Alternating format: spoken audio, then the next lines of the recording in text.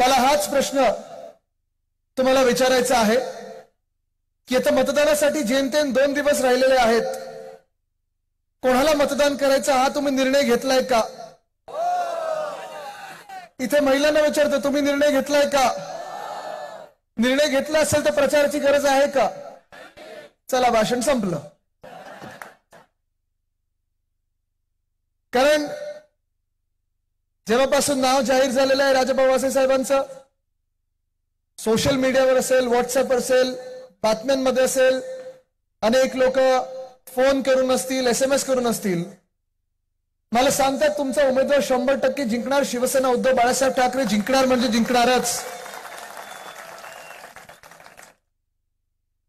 आणि हे सगळं वातावरण जसं मला नाशिकमध्ये दिसत आहे तसा हा 5वा टप्पा आपल्या महाराष्ट्रातला आहे. कदाचित शेवटचा टप्पा आपल्या महाराष्ट्रातला जरी असला तरी देशात अजून 2 टप्पे मतदानासाठी राहिलेले आहेत. आणि ह्या 5ही टप्प्यांमध्ये महाराष्ट्रात तरी आणि देशभरात देखील मला महाविकास आघाडीचं, इंडिया आघाडीचं वातावरण दिसत आहे. मी तुम्हाला आज लिहून देऊ शकतो, मी काही ज्योतिष नाही, पण तुम्हाला सांगू शकतो आज की 4 जूनला मोठ्या जल्लोषात केंद्रात आपलं सरकार म्हणजे इंडिया आघाडीचं सरकार बसणार म्हणजे बसणारच. हे तुम्हाला आवर्जून सांगत आहे मी, कारण पुढचे 2-3 दिवस, कारण हे सगळे भाजपवाले जे असतात, मिंदे गँगवाले असतात, जसा हा पाऊस सत्ता पडत आहे तो वेगळा पाऊस पडण्याचा प्रयत्न करतात. तुमच्या घरोघरी येतील, आमिष दाखवतील, छुपा बैठका घेतील. 48 तास जेव्हा बाकी असतात निवडणुकीच्या तेव्हा बरोबर येतील, कारण हा पहिल्या 4 टप्प्यांचा आमचा अनुभव आहे. निवडणूक आयोगाला देखील विनंती करतोय, आजच सांगून ठेवतोय, तुम्ही देखील लक्ष ठेवा, कारण तुम्ही नाही लक्ष ठेवलं तर नाशिककरांना लक्ष ठेवायला लागेल. कोण कुठे पैसे वाटप करताना सापडला तर नाशिककर जे काही करायचं ते करतील, त्याच्या आधी तुम्ही त्यांना पकडा. पण आज तुम्हाला सांगतो मी, जे काही वातावरण ते बनवायचा प्रयत्न करतात, जे काही अफवा पसरवण्याचा प्रयत्न करतायत भाजप म्हणून, तुमच्या घरोघरी येतील आणि तुम्हाला कदाचित सांगतील की तुमचं मत फुकट घालू नका, तुमचं मत वाया घालवू नका, मशालीला मतदान करू नका, कारण आम्ही तर 400 पार जाणारच आहोत असं सांगतील तुम्हाला. आणि जर असं तुम्हाला येऊन सांगितलं की आम्ही 400 पार जाणार आहोत, तुम्ही त्यांना विचारा 400 काय, 300 काय, 200ला तुम्ही कसे गाठत आहात हे आम्हाला घरी बसून जरा सांगा. हे सांगणं गरजेचं आहे, कारण एक मनोवैज्ञानिक प्रेशर, मनावर आपले प्रेशर, हृदयावर आपलं प्रेशर वाढवण्याचा प्रयत्न करत आहेत भाजप. मानसिक वेगळे एक प्रयत्न करत आहेत भाजप. जे 400 पारचे आकडे भाजप स्वतः 2-3 महिन्यापूर्वी बोलत होतं, तुम्ही पाहिलं असेल, 400 पार वरनं मोदी सरकारवर आलं, मोदी सरकारहून आता NDA सरकार बसेल आणि NDA सरकारवरनं आता आम्हाला सांगतायत तुम्ही पण आमच्या सोबत या. आम्ही त्याच भाजपला सांगतोय की तुमची ती आधीची भाजप होती, वाजपेयी साहेबांची भाजपा होती, ती फार वेगळी भाजपा होती. ती भाजप संविधान पाळायची, ती भाजप दोस्तीमध्ये विश्वास ठेवायची. आजची जी भाजप आहे ती फक्त एकाच व्यक्तीची मन की बात ऐकत आहे, या जनतेची मन की बात ऐकत नाहीये. उदाहरण द्यायचं तर ह्याच नाशिक मधलं आहे. परवाकडे मोदी साहेबांची सभा होती आणि सभेच्या आधी कांदा उत्पादक शेतकऱ्यांना अटक केली होती की नव्हती केली होती? आपण पाहिलं होतं ना, आपलेच नाशिककरांना केलेलं, आपल्याच जिल्ह्यातल्या लोकांना केलं होतं. काय अटक करण्याची गरज होती? जर 10 वर्षात तुम्ही खरोखर काम केलं असेल, शेतकऱ्यांसाठी काम केलं असेल, शेतकऱ्यांचं उत्पन्न दुप्पट करण्यासाठी काम केलं असेल, तर अटक करण्याची काय गरज होती? मंचावर बोलून घ्यायला पाहिजे होतं, जसं तुम्ही मित्र पक्षांना बोलून घेता. जर काही मित्र पक्ष उरले असतील तर, आणि त्याच मित्र पक्षांसारखं शेतकऱ्यांना मंचावर बसवून विचारायला पाहिजे होतं की काय नक्की तुमची अडचण आहे, काय नक्की त्रास आहे, मी तुम्हाला कशी मदत करू शकतो. फरक तुम्ही पहा असा आहे, आपल्या सभेमध्ये कोणी 50 खोके बोलल्यानंतर मी स्टेजवरनं सांगणार नाही पोलिसांना त्याला जाऊन अटक कर, पण भाजपची सभा असेल, मिंदेंची सभा असेल तर हमखास तुमच्या दारी पोलीस येतील, ईडी येतील, IT येतील, CBI येतील. आपल्या सभेत कोणी शेतकरी बांधव उठून काही मागून बोलायचं असेल, आपण कोणाला अडवणार नाही, त्यांना बोलू देणार. पण मोदी साहेबांची सभा असेल, भाजपच्या नेत्यांची कोणाची सभा असेल, मिंदेंची कोणाची सभा असेल तर त्याला गप्प बसवण्याचा प्रयत्न होतो. आणि हाच जो विषय आहे तो फार महत्वाचा आहे, कारण हा विषय आपल्यापर्यंत पोहोचवणं गरजेचं आहे. कारण हे लक्षात घ्या, ही जी भाजप आहे, आत्ताची जी भाजप आहे, तिला हुकुमशाही आपल्या राज्यात आणायची, आपल्या देशात आणायची आहे. आपल्या देशाचं संविधान बदलायचं, आणि हे मी नाही सांगत आहे, नुसतं भीती निर्माण करण्यासाठी मी सांगत नाही की भाजपला संविधान बदलायचं आहे. भाजपचे अनेक नेते, अनेक कार्यकर्ते, अनेक उमेदवार, अगदी आपल्या महाराष्ट्रात पंकजाताई मुंडे देखील बोललेले आहेत की त्यांना संविधान बदलायचंय, भाजपला संविधान बदलायचंय आणि म्हणून त्यांचा 400 पार पाहिजेत. पण 400 पार जे काही वातावरण बनवण्याचा प्रयत्न होता, आज तुम्ही त्यांना विचारा, तुमच्या घरी आले तर घरी बोलवा, त्यांना आत घ्या, चहा द्या, पोहे द्या आणि त्यांना विचारा की तुम्ही 400 पार कसे येणार हे आम्हाला सांगा. कारण 400 पार मध्ये तुम्हाला अख्ख्या देशात मोठ्या संख्येने जिंकणं गरजेचं असतं. आज आपण पाहतोय दक्षिण भारत असेल, दक्षिण भारतात चित्र असं झालेलं आहे, ते 110 सीट मधून 130 सीट मधून 10 पण भाजपाचे येतील का ही शंका तर निर्माण झालेली आहे. कारण दक्षिण भारताने भाजपाला नाकारलेला आहे. ना तेलंगणामध्ये भाजपची सीट आहे, ना कर्नाटकामध्ये, ना आंध्र प्रदेशमध्ये, ना केरळमध्ये, ना तामिळनाडूमध्ये. सगळे बोलतात एक ही भूल कमल का फूल, आता नाही करणार असं सांगितलं. प्रश्न पडतो मग आपल्याला, उत्तर भारत काय करणार, मध्य भारत काय करणार, ईशान्य भारत काय करणार. आणि एक एक राज्य जर आपण निवडायला गेलो, एक एक राज्याचा आढावा जर घ्यायला गेलो आपण, तर आपल्या सर्वांना चित्र माहिती आहे, स्पष्ट झालेलं आहे. जे माझ्याच वयाचे तेजस्वी यादव आहेत, बिहारमधून लढत आहेत. काल परवाकडेच मी त्यांच्याशी फोनवर चर्चा करत होतो, त्यांची तब्येत विचारत होतो. कारण दिवस रात्र ते मेहनत करतात. आपण शिवसैनिक म्हणून कशी मेहनत करतो तसेच ते मेहनत करत आहेत. व्हीलचेअरवर बसलेले आहेत, कारण दिवसाला 10-10, 12-12 सभा होतात त्यांच्या. आणि त्यांनी मला सांगितलं की कमीत कमी 15 ते 20 जागा घेऊन, ज्यांची एक जागा होती, आरजेडीची 2019ला एक जागा होती, ते देखील बोलत आहेत. तिकडचे स्थानिक पत्रकार असतील, अधिकारी बोलत आहेत की राष्ट्रीय जनता दल म्हणजे तेजस्वी यादव हे कमीत कमी 15 ते 20 सीट घेऊन दिल्लीकडे रवाना झालेले आहेत. दिल्लीमध्ये चित्र तर एकदमच भयंकर आहे. भाजपाला हा अंदाज होताच की केजरीवाल साहेब जर जेलमधून बाहेर आले तर भाजपाचा सुपडा साफ होणार आहे. तुम्ही लिहून घ्या, केजरीवाल साहेबांना जी बेल मिळालेली, कारण कोणीतरी काहीतरी आरोप करायचा, उचलून आत टाकायचं, हे जे प्रयत्न आहेत, जे राजकीय नेत्यांसोबत आज होत आहेत, तडीपारीच्या नोटीस असतील, आज जाण्याच्या नोटीस असतील, ह्या सगळ्या नोटिसा ज्या आज आपल्यासाठी काढल्या जात आहेत, उद्या सामान्य नागरिकांसाठी काढल्या जातील भाजपकडून. आणि तशीच एक नोटीस, तशीच एक जेलची नोटीस केजरीवाल साहेबांसाठी काढली होती, त्यांना देखील आत टाकलं होतं. सर्वोच्च न्यायालयाने त्यांना बाहेर काढलं बेलवर. आणि आपण पाहता त्याचा परिणाम हा आहे की दिल्लीमध्ये 7च्या 7 जागा आम आदमी पार्टी आणि काँग्रेस पक्ष काढणार आणि जिंकणार म्हणजे जिंकणार. पंजाब मधले सगळे जागा आपण पाहतोय, आम आदमी पार्टी जिंकत आहे. हरियाणामध्ये देखील परिवर्तनाचे वारे वाहू लागलेले आहेत, काँग्रेसचा तिथे चांगला परफॉर्मन्स होणार आहे. उत्तर प्रदेशमधून जिथे आपल्याला वाटायचं की 80 पैकी 80 जागा या भाजप जिंकत आहे, उत्तर प्रदेशमध्ये देखील भाजप 50च्या पुढे जात नाही. आणि गंमत तुम्हाला ही सांगतो मी की ज्या जम्मू आणि काश्मीरमध्ये भाजपने आपल्याला 5 वर्षापूर्वी सांगितलं होतं की आता सुख शांती समृद्धी येईल, आमचं राज्य आलेलं आहे, 370 कलम काढलेलं आहे. 370 कलम काढण्याचा आम्हाला देखील आनंद आहे, आम्ही पण तो सण साजरा केला होता. पण आज 5 वर्ष होऊनही काश्मीरी पंडित पुन्हा एकदा काश्मीरमध्ये जाऊ शकले नाहीत. आणि तिकडची जी भाजप आहे त्यांना तिथे उमेदवार सापडत नाहीयेत. काश्मीरमधून 2 जागा ज्या आहेत त्या भाजप लढतच नाहीये. तुम्ही मला सांगा, जर भाजपने एवढं काम केलं असेल, खऱ्या अर्थाने तर काश्मीरचा विकास केला असेल, तर लडाखमध्ये काय किंवा काश्मीरमध्ये काय, दिल्लीमध्ये काय, कुठच्याही विरोधी पक्षाला आत टाकण्याची गरज काय होती, कोणाला नोटीस काढण्याची काय गरज होती. तसंच महाराष्ट्रात आपण पाहतोय जिथे जिथे जात आहेत मोदी साहेब, जिथे जिथे भाजपच्या सभा होत आहेत, कधी कोणाला अटक करा, कधी कोणाला नोटीस काढा. कल्याणमध्ये गेले, शिवसैनिकांना आत टाकलं, इथे आले कांदा उत्पादक शेतकऱ्यांना आत टाकलं. तुम्ही मला सांगा, जी व्यक्ती 10 वर्ष बहुमताचं सरकारवर काम करत आहे, जी भाजपा 10 वर्ष आपलं सरकार म्हणून काम करत आहे, लाभार्थी कोण ऍक्टर्स आहेत त्यांचे फोटो दाखवत आहे, तुम्ही मला सांगा त्या सरकारने कोणाला अटक करण्याची गरज आहे का? नाही येऊ शकत. पण 10 वर्ष झाली भाजपा सरकारची, 10 वर्ष झाली केंद्र सरकारची. आज आपल्याला हा विचार करायचा आहे महाराष्ट्र म्हणून की पहिला, दुसरा, तिसरा, चौथा टप्पा झाल्यानंतर 5व्या टप्प्याचं मतदान जेव्हा होत आहे, जे पहिल्या, दुसऱ्या, तिसऱ्या आणि 4थ्या टप्प्यात झालेलं आहे, तसंच आपण महाविकास आघाडीला मतदान करणार आहोत की नाही. कारण पहिल्या 4 टप्प्यांमध्ये हमखास लिहून देतो, जास्तीत जास्त जागा आपली महाविकास आघाडी म्हणजे इंडिया आघाडी जिंकत आहे. जिथे शिवसेना उद्धव बाळासाहेब ठाकरे पक्ष, तिथे तो पक्ष, राष्ट्रवादी काँग्रेस शरदचंद्र पवारांचा पक्ष असेल तो पक्ष, आणि काँग्रेस जिथे लढत आहे तिथे त्या जागा आपण जिंकत आहोत. याचं कारण एकच आहे, संपूर्ण महाराष्ट्रात आज एकच प्रश्न विचारला जात आहे की गेल्या 10 वर्षामध्ये आपण महाराष्ट्र म्हणून जेव्हा जेव्हा भाजपला मतदान केलेलं आहे, आपल्याला काय मिळालं?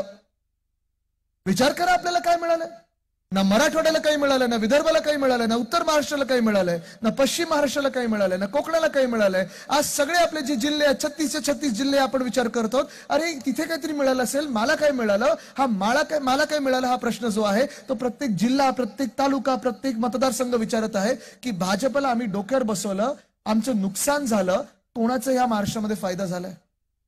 या नाशिकचाच विचार करायचा झाला तर 2017च्या निवडणुकीत कोणी इथे आलेलं, ओरडून ओरडून सांगितलेलं की आम्ही नाशिकला दत्तक घेऊ.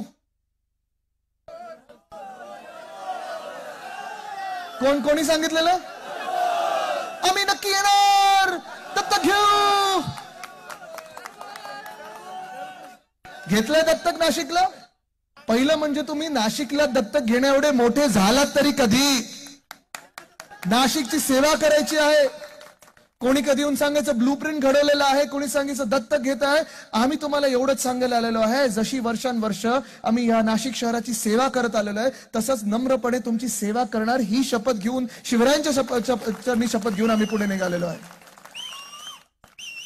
नाशिकमध्ये अनेकदा सरकार असताना पण मी आलेलो आहे. आपलं सरकार होतं, महाविकास आघाडीचं सरकार होतं.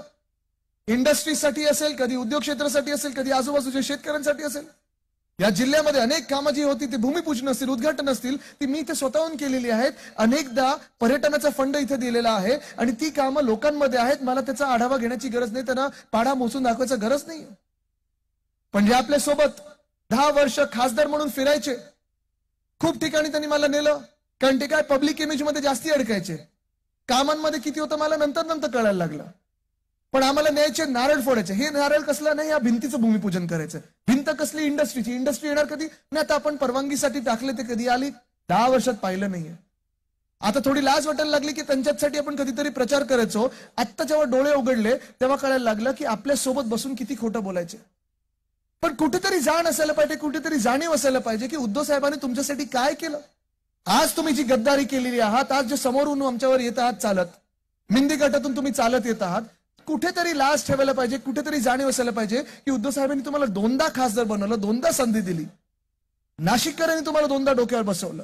आमच्या शिवसैनिकांसाठी दिवस रात्र ज्या शिवसैनिकांनी मेहनत केली, तुमच्यासाठी प्रचार केला, कुठेतरी जाण असायला पाहिजे की तुमचं तिकीट कधी किती शेवटाला मिळालेलं आहे आणि कसं मिळालेलं आहे याची जाण असणं गरजेचं आहे. पण आज आपण पाहत आहोत या नाशिकमध्ये जी लढाई सुरू आहे, असं म्हटलं जातं, कोणीतरी म्हटलं होतं, मला प्रश्न विचारलं होतं, शिवसेना विरुद्ध शिवसेना, शिवसेना विरुद्ध शिवसेना मुळीच नाहीये. आज ही जी लढाई आहे ती शिवसेना उद्धव बाळासाहेब ठाकरे पक्ष विरुद्ध गद्दार गँग अशी ही लढाई आहे. ही जी लढाई आहे ती शिवसेना उद्धव बाळासाहेब ठाकरे पक्ष विरुद्ध महाराष्ट्र संपायला जे निघालेले आहेत अशी ही लढाई आहे. ही लढाई शिवसेना उद्धव बाळासाहेब ठाकरे पक्ष विरुद्ध जे महाराष्ट्र द्वेष्टे आहेत अशी लढाई आहे. ही लढाई शिवसेना उद्धव बाळासाहेब ठाकरे पक्ष विरुद्ध मागितली जातील, काही तुम्हाला वेगळे वेगळे गोष्टी सांगितल्या जातील, गमती जमती दाखवल्या जातील, वचनं केली जातील, पॅकेज दिलं जाईल असं मोठं, नाशिकला आम्ही एवढ्या कोटीचं पॅकेज होतं, तेवढ्या कोटीचं पॅकेज होतं. आपण ह्याला बळी पडणार आहात का? कारण तुम्ही पहा, 10 वर्ष आहे आणि मी परत सांगतो तुम्हाला, 10 वर्ष जी भाजपची होती, आपण विचार करा आपल्याला काय मिळालं. आपण 2014ला एनडीए मध्ये होतो, भाजपसाठी आपण मतदान केलं, त्याच्या आधी प्रचार केला होता. 2019ला देखील आपण पुन्हा फसलो होतो. आपण त्याच एनडीए मध्ये गेलो होतो, त्यांच्यासाठी प्रचार केला होता, त्यांना मतदान केलं होतं. पण नंतर बघायला मिळालं प्रत्येक ठिकाणी विश्वासघात आणि विश्वासघात होता. आणि हा विश्वासघात देशासोबत होत चाललेला आहे. हा विश्वासघात काय झालं तिथे? काय नाही ना? ठीक आहे. हा विश्वासघात देशासोबत होत चाललेला आहे, कारण आता या केंद्र सरकारचे डोळे उघडलेले आहेत आणि केंद्र सरकार म्हणतंय, निर्मलाताई सीतारामन जे आपल्या देशाच्या अर्थमंत्री आहेत त्या म्हणतात की आता 10 वर्षानंतर आम्ही जे सरकार चालवलं, आम्हाला सापडलंय की या देशात 4 प्रमुख जाती आहेत. पहिली जात आहे शेतकरी, असा त्यांनी शोध लावलाय. दुसरी जात त्यांनी लावलाय शोध महिला, तिसरी जात युवा आणि चौथी जात गरीब. आपण विचार करा, ह्याच्या 4 जाती आहेत, 4 वर्ग आहेत. हे काय 10 वर्षानंतर आता उगवलेत की आधीपासूनचे हे सगळे 4 वर्ग आहेत? आपल्या देशात पहिल्यापासून शेतकरी आहेत ना, युवा आहेत ना, महिला आहेत ना, गरीब आहेत ना. मग आत्ता निर्मलाताईंना दिसलं की ह्या 4 जातींची आम्हाला सेवा करायची आहे. मग 10 वर्ष तुम्ही कोणाची सेवा केली? 10 वर्ष हे सरकार कोणासाठी चाललं? सूटबूट सर बरोबर आहे, सूटबूटचं सरकार होतं. काही ठराविक उद्योगपत्यांसाठी हे सरकार चाललं, काही ठराविक नेत्यांसाठी हे सरकार चाललं. एका व्यक्तीची मन की बात आपण ऐकत राहिलो. पण आज तुम्हाला विचार करायचा आहे की आपलं कोण कधी ऐकणार. या 4 जातींचा जर आढावा घ्यायचा असेल, या 4 वर्गांचा आढावा घ्यायचा असेल, तर इथे शेतकरी वर्ग कोण आलाय का? शेतकरी बांधव कोण आहेत का? जरा हात वरती करा. आलेत ना तुम्ही सगळे? तुम्ही मला सांगा, आपण ह्या 5 वर्षाचाच आढावा घेऊया. 5 वर्षाचा आपण पाहूया. पहिली 5 वर्ष, त्याच्यात 2.5 वर्ष आपला कार्यकाळ आणि नंतरची 2.5 वर्ष ह्या मिंदे सरकारचा कार्यकाळ. आपल्या कार्यकाळामध्ये उद्धव साहेबांनी जे वचन दिलं होतं की 2 लाखापर्यंत ज्या ज्या शेतकऱ्यांची कर्ज आहेत ती कर्जमुक्त आम्ही करणार म्हणजे करणार. ती झाली ना कर्जमुक्त? मला तुम्ही सांगा, 2-2.5 वर्षामध्ये जेव्हा जेव्हा उद्धव साहेब मुख्यमंत्री होते, जिथे जिथे फिरायचे, अशा कुठच्या शेतकऱ्यांची अटक झाली होती का? शेतकऱ्यांना वाटायचं ना की आपला कुटुंब प्रमुख मुख्यमंत्री म्हणून बसलाय. जेव्हा जेव्हा आपल्याला आपत्ती आली, मग अवकाळी पाऊस असेल, गारपीट असेल, सततचा लागणारा पाऊस असेल, मदत झाली की नाही झाली? कोविडच्या काळात देखील 2020 साली देखील 14,500ची मदत, 14,500 कोटीची मदत आपण या महाराष्ट्रातल्या शेतकरी बांधवांना देऊ शकलो. कारण आपण त्याच साफ मनाने काम करत होतो, स्वच्छ मनाने काम करत होतो की शेतकरी आपला अन्नदाता आहे आणि आपली भूमिका ही नेहमी राहिलेली आहे की अन्नदाता देवो भव. आज आपण पाहतोय गेल्या 2.5 वर्षामध्ये तुम्ही मला सांगा, केंद्रीय कृषी मंत्र्याचं नाव आपल्या कोणाला माहितीये का? पाहिले का कधी महाराष्ट्रात त्यांना? चला, राज्यातल्या कृषी मंत्र्याचं नाव माहितीये का तुम्हाला? 2 कृषी मंत्री 2 वर्षात झाले आहेत. माहितीये कोणाचं नाव? कधी पाहिले आपल्यामध्ये? कधी नाही पाहिले. मग गारपीट होते, कधी काही अडचण असू दे, कधीही लोक आले नाहीत. आपल्याला सांगतात आता ई पंचनामे करा, आता ई जिओ टॅगिंग करा, हे करा ते करा, पण कधीही 1 रुपयाची मदत आली नाही. कर्जमाफी पण जी आपण केली, तर आपण माफी बोलत नाही, आपण शेतकऱ्यांना माफ करूच शकत नाही. कारण शेतकरी हा आपला देव आहे. शेतकरी आपल्याला माफ करू शकतो, आपली जशी वागणूक त्यांच्या प्रती असते. पण फडणवीस साहेबांनी सांगितलं होतं आम्ही कर्जमाफी करू. ती होर्डिंगवर कर्जमाफी ऐतिहासिक वगैरे दिसली असेल, पण काय काय त्याला अटी शर्ती होत्या. कधी पंटूला आणा सोबत, कधी पंजोबांना सोबत आणा, कधी काकाला घेऊन या, कधी 5 बोटं दाखवा, कधी 2 बोटं दाखवा. उद्धव साहेबांनी एका बोटावर कर्जमुक्ती करून दाखवली. पण आजची परिस्थिती दिसत आहे आपल्या देशामध्ये. 2 वर्षापूर्वी जसं शेतकरी बांधव आपले हरियाणातले असतील, उत्तर प्रदेश मधले असतील, पंजाब मधले असतील, जे दिल्लीकडे मोर्चा घेऊन गेले होते, तसेच शेतकरी पुन्हा एकदा मागच्या महिन्यामध्ये सगळे तिकडचे शेतकरी बांधव दिल्लीकडे मोर्चा घेऊन गेले होते. त्याच शेतकरी बांधवांना दिल्लीच्या बॉर्डरवर अडवलं गेलं. त्याच शेतकरी बांधवांच्या रस्त्यामध्ये मोठे खिळे ठोकले गेले. त्याच शेतकरी बांधवांवर भाजप सरकारने लाठीचार्ज केला. त्याच शेतकऱ्यांवर भाजप सरकारने गोळीबार केला. त्याच शेतकऱ्यांवर ह्याच ड्रोन मधून अश्रुधूर सोडला. आज मी या शेतकरी बांधवांना विचारत आहे, तुम्ही ह्या भाजपला किंवा मिंदी गटाला कधी मतदान करू शकाल का? ज्या शेतकऱ्यांना हेच भाजपा अर्बन नक्सल बोलते, माओवादी बोलते, अतिरेकी बोलते, तुम्ही ह्या भाजपला आणि मिंदी गटाला कधी मतदान करू शकणार आहात का? जी भाजपा जेव्हा स्वतःचे प्रधानमंत्री, आपल्या देशाचे प्रधानमंत्री नाशिकमध्ये येतात आणि कांदा उत्पादक शेतकऱ्यांना अटक करतात, आवाज त्यांचा दाबून टाकतात, त्या भाजपला, त्या मिंदी गटाला तुम्ही कधी मतदान करणार आहात का? करू शकणार आहात का? हे पाप आपण करू शकणार आहोत का? नाही करू शकत. नाही करू शकत. कारण आपल्यावर अत्याचार करणाऱ्याला जर आपण पुन्हा एकदा डोक्यावर बसवलं, तेव्हा ब्रिटिशांचं राज्य आणि हे भाजपचं राज्य, काय फरक याच्यात दिसतो आपल्याला? अत्याचार अत्याचार अत्याचार किती सहन करत जायचा अत्याचार?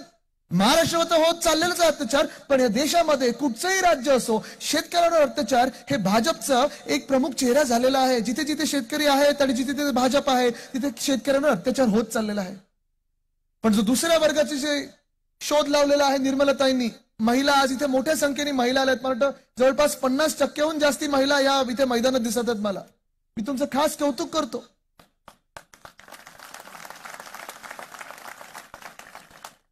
आणि राजाभाऊ साहेब, मी आपलं अभिनंदन करतो, कारण जिथे जिथे महिला आहेत तिथे विश्वास, आणि जिथे विश्वास आहे तिथे विजय पक्का आहे. आज ह्या महाराष्ट्रामध्ये एक जर कुटुंब प्रमुख प्रत्येक महिलेला वाटत असेल की आपला भाऊ मुख्यमंत्री म्हणून बसला होता, आपला कुटुंब प्रमुख म्हणून मुख्यमंत्री म्हणून बसला होता, ती व्यक्ती म्हणजे उद्धव बाळासाहेब ठाकरे. संपूर्ण महाराष्ट्रातच काय, देशात हे चित्र आहे. पण आज मी महिलांना विचारत आहे, ह्या भाजपच्या राज्यामध्ये, मग महाराष्ट्रात असेल किंवा या देशात कुठेही असेल, अनेक अशी उदाहरणं आहेत जिथे जिथे महिलांवर बलात्कार झालेले आहेत, अत्याचार झालेले आहेत, तरी देखील भाजप त्यांची पाठराखण करत आहे, भाजप त्यांना कवच देत आहे. तुम्ही त्या भाजपला मतदान करू शकणार आहात का?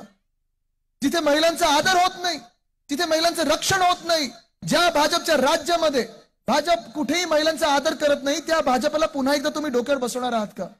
ताई थोडी ती मशाल जरा मागे घ्या ना, सगळं धूर इथे येतं.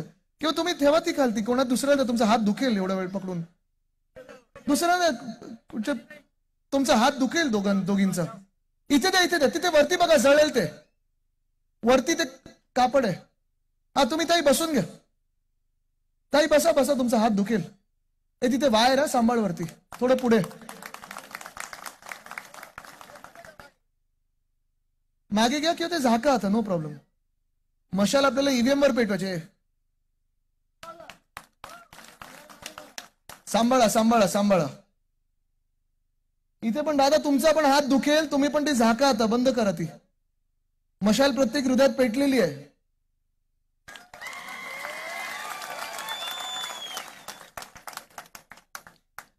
सांगण्याचा मुद्दा हा होता की अनेक जी उदाहरणं आहेत, आपल्या देशभरातली उदाहरणं आहेत.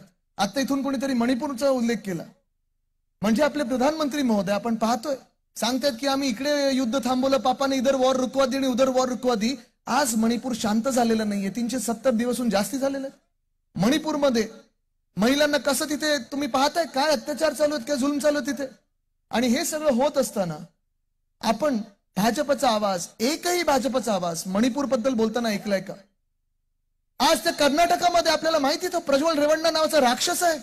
त्या राक्षसाने कमीत कमी 2 ते 3 हजार महिलांचा छळ केलेला आहे, बलात्कार केलेला आहे. ते करत असताना व्हिडिओ क्लिप काढलेले आहेत, पसरवलेला आहे.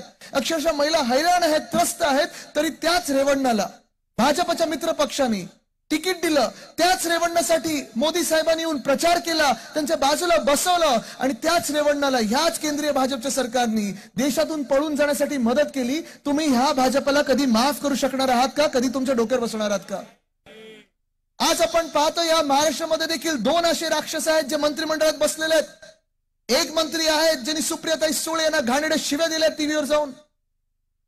1 मिनिट विचार सोडून द्या की त्या राज्यसभेच्या किंवा लोकसभेच्या खासदार आणि भावी खासदार आहेत. 1 मिनिट विचार सोडून द्या की त्या महिला नेत्या आहेत, पण महिला तर आहेत ना. अनेकदा ज्यांनी शिवी दिलेली आहे, घटनाबाह्य मुख्यमंत्र्यांनी त्यांना लाथ मारून काढून टाकायला पाहिजे होतं मंत्रिमंडळातून. त्यांना मांडीला लावून बसतात.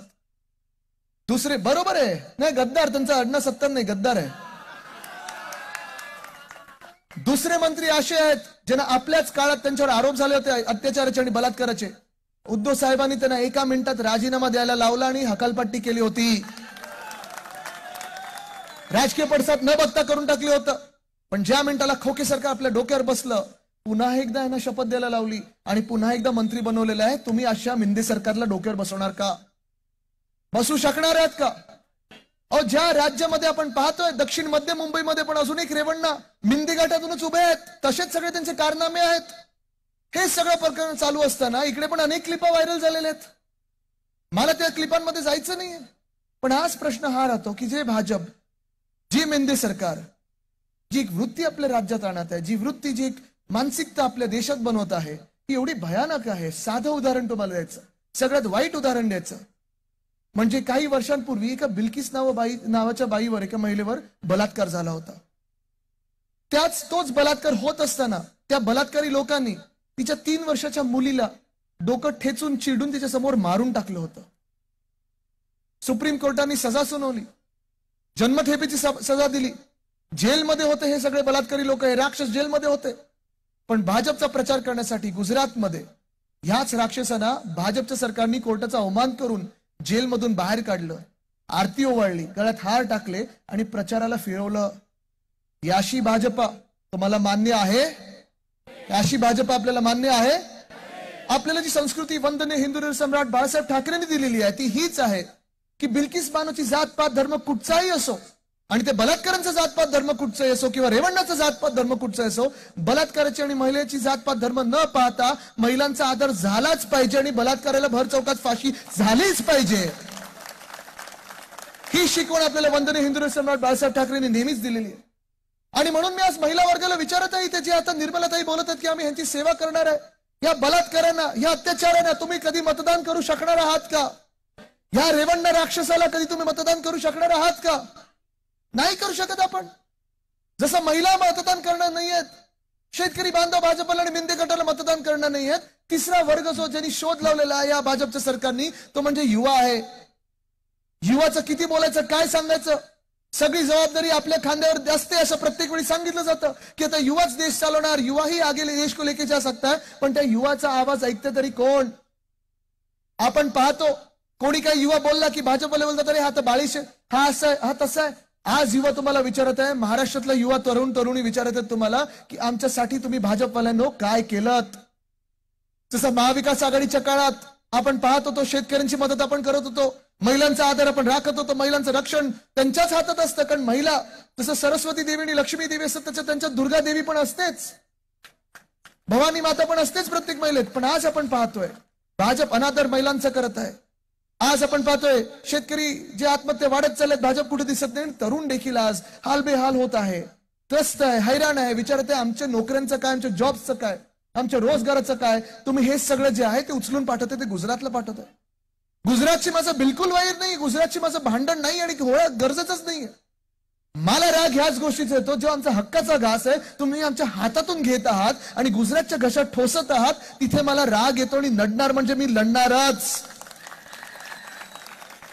मी आज तरुणांना विचारत आहे ही जी लढाई आहे आपल्या हक्काची, ही जी लढाई आहे आपल्या तरुण तरुणींसाठी, आपल्या रोजगारांची, आपल्या न्याय हक्कांची, तुम्ही माझ्या सोबत उभे राहणार की नाही राहणार?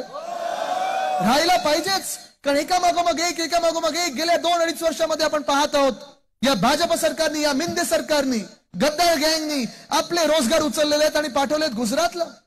किती मोजायचे? जे महाविकास आघाडीच्या काळात आपण 6.5 लाख कोटीची गुंतवणूक आपल्या राज्यात आणली, होय आपल्या राज्यात आणली, आणि ते पेपरनी देखील दाखवलं की आपण जे बोलत होतो ते खरं आहे, सत्य आहे. तसंच या भाजप सरकारनी ज्या मिनिटाला आपल्या डोक्यावर भाजप सरकार बसवलं त्याच मिनिटाला आपण पाहिलं एक प्रोजेक्ट उचलून पाठवला, तो गुजरातला पाठवला.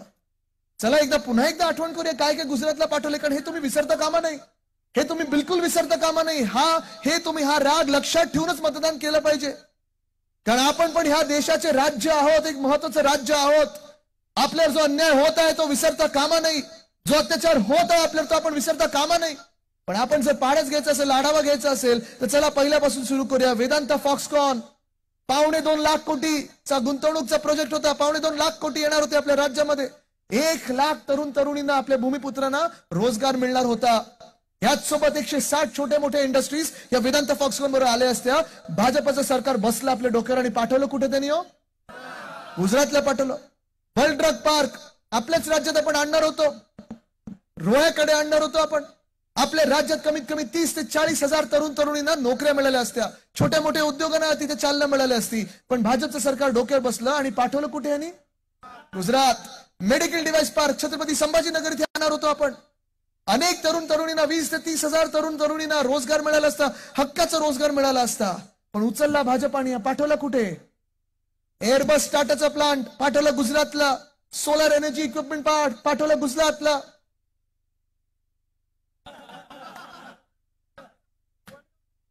प्रचाराची गरज नाहीये, सगळं माहितीये सगळ्यांना. महानंदा देखील गुजरातच्या हातात दिलेला आहे, टेस्ला देखील गुजरातमध्ये जाणार आहे आणि वर्ल्ड कपची फायनल आपल्या पंढरी वानखेडेमध्ये होणार होती, क्रिकेटच्या पंढरीत, ती देखील पाठवली गुजरातला. हे पुत्रप्रेम नाहीये? काय काय ऐकून नाही आलं? काय झालं? ऐकून नाही आलं? दिल्ली पण पोहोचू द्या. जिथे जिथे मतदान होतं 500 टप्प्यात तिथे पोहोचू द्या. काय आलं? हे मी नाही बोलत आहे, पण आज आपण पाहतोय हे जे चित्र आहे ते बदलणं गरजेचं आहे. जसं मी सांगितलं की हे जे विषय आहेत, हे जे गुजरातला उचलून चाललेले विषय आहेत, गुजरातचे आपलं काही भांडण असण्याचं कारण नाही, पण भांडण हे भाजप निर्माण करत आहे आपल्यावर अत्याचार करून, आपल्यावर अन्याय करून. पण एका बाजूला हे सुरू असताना दुसऱ्या बाजूला नोकर भरतीचा विषय आहेच, एमपीएससीच्या ज्या परीक्षा आहेत, पेपर फुटीचा जो विषय आहे, आपण पाहतोय जो पेपर फोडतो त्याला 2-3 दिवस अटक होते, परत तो बाहेर तो परत पेपर फोडतो, परत अटक होते, परत बाहेर येतो.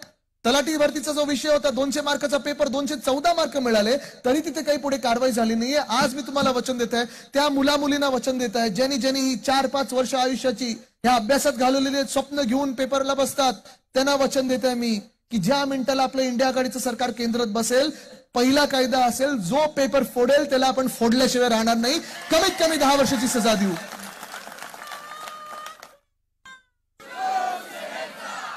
माझ्या महाराष्ट्रातल्या तरुण तरुणींना तुम्ही हैराण करताच कसं?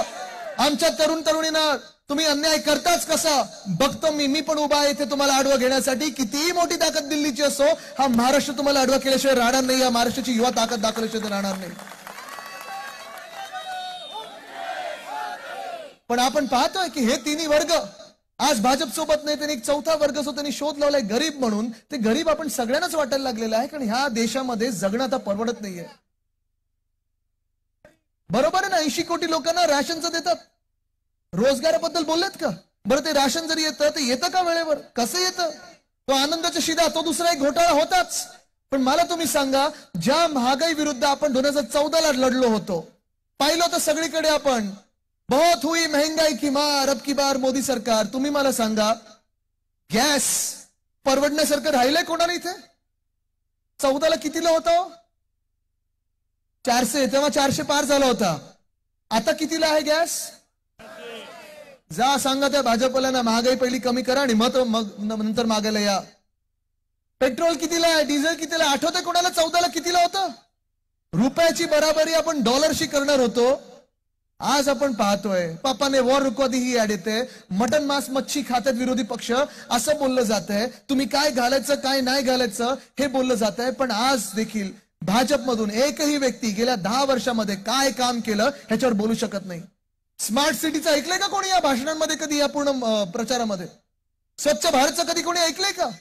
Skill India, fit India, hit India, हे इंडिया कधी ऐकलंय भाजपाकडून? नाही ऐकलंय, कारण कामच झाली नाहीये.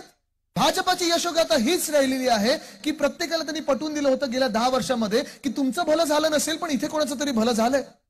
भाजपाची हीच यशोगाथा गेल्या 10 वर्षामध्ये राहिली होती की आपल्याला सर्वांना वाटतं की 15 लाख माझ्या खात्यात नाही आले, पण तिथे 5व्या रांगेत कोणाचे तरी बसले त्यांच्या खात्यात आलेले.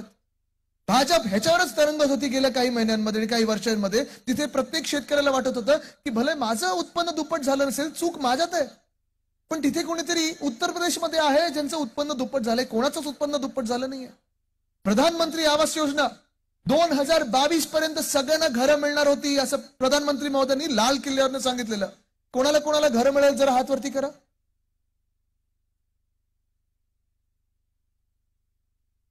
कोणाला मिळालेत? नाही मिळाले. अनेक वचनं अशी आहेत जी भाजपने दिली. 14 मध्ये त्याला जुमला म्हणून सांगितलं. जुमल्याचं आता ब्रँडिंग केलंय गॅरंटी म्हणून. तुम्ही विचार करा, ह्या भाजपला, या खोटं बोलणाऱ्या भाजपला तुम्ही मतदान करू शकता का? राहिला प्रश्न मिंदे गँगचा. थोड्या दिवसाचं काहीतरी आहे त्यांचं. आता निवडणुकीनंतर दुकान बंद होणार आहे मिंदे गँगचं. पण आज मी तुम्हाला विचारतोय, ज्यांनी गद्दारी केली, जे डरपोक आहेत, जे स्वतः पळून गेले होते गुजरातला, सगळे उद्योग पळवत आहेत गुजरातला, अशा